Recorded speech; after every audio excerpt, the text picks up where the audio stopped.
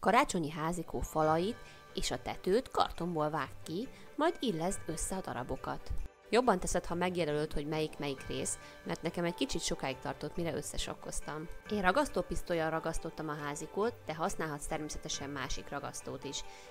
Ha elkészültél a házikóval, akkor jöhet a papírpép készítése. Ehhez WC papírra, tapétaragasztóra, illetve előre kikevert glettanyagra lesz szükséged. Tapétaragasztó helyett használhatsz fehér ragasztót, vagy más néven hobbi ragasztót is. A WC papírt áztasd vízbe, vagy közvetlenül a ragasztóba. Én a vízbe áztatós módszert jobban kedvelem. Ezután le kell csöpögtetni, és beledarabolni a keverékbe. A legegyszerűbb az, hogyha van egy olyan habverőd, amit már nem használsz, és ezzel össze tudod keverni a papírpépet szépen alaposan.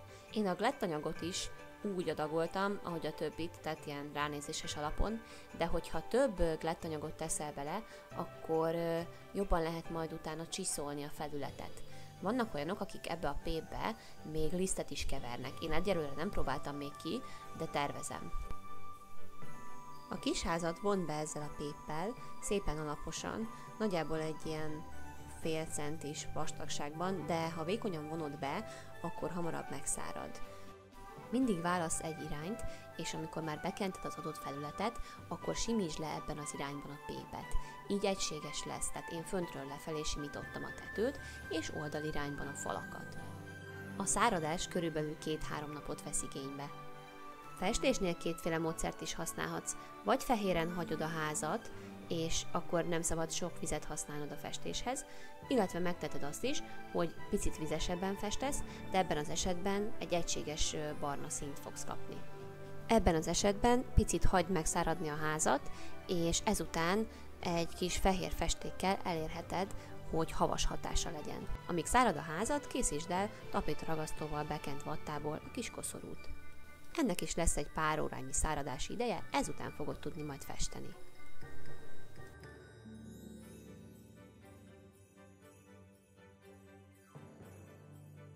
Ha esetleg nem vetted észre, én utólag javítottam a tetőn egy kis levegőn száradó gyurmával, illetve az ajtó fölé is készítettem egy kis tetőt. Te ugyanezt megteheted akár kartonból is.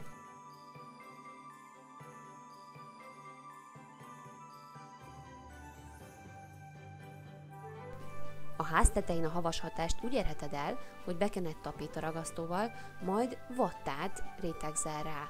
Próbáld a lukakat mindig kitölteni, és a vattát nagyon-nagyon szétszedni, hogy minél szálkásabb legyen.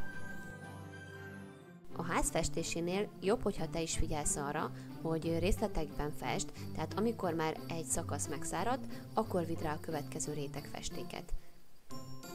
Ennél a házacskánál érdemes jó minőségű akrélfestéket használni, például ezt a Pannon Colort szoktam én, mert ez nagyon jól fed. A festéket nyomhatod tálkára, vagy akár egy átlátszó fóliára, és aztán apránként tudod kikeverni a megfelelő színt.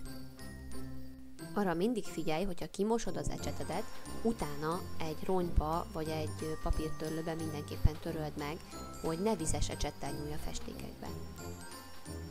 Itt is láthatod, hogy először megvártam, amíg megköt egy kicsit a sárga festék, és ezután vittem rá a kéket, és így nem keverednek össze a színek.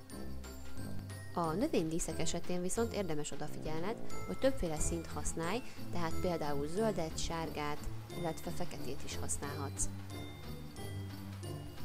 Láthatod, hogy a piros masnikat sem csak pirossal festettem, hanem vittem bele még egy kis fehér színt is, ettől élethűbb lesz az egész. Végül az ajtó fölötti kis tetőre is került egy kis vatta, és ezután már csak a végső simítások voltak hátra. A koszorút felragaszthatod bármilyen másik ragasztóval is, de szerintem ez a ragasztópisztoly ez jól működött.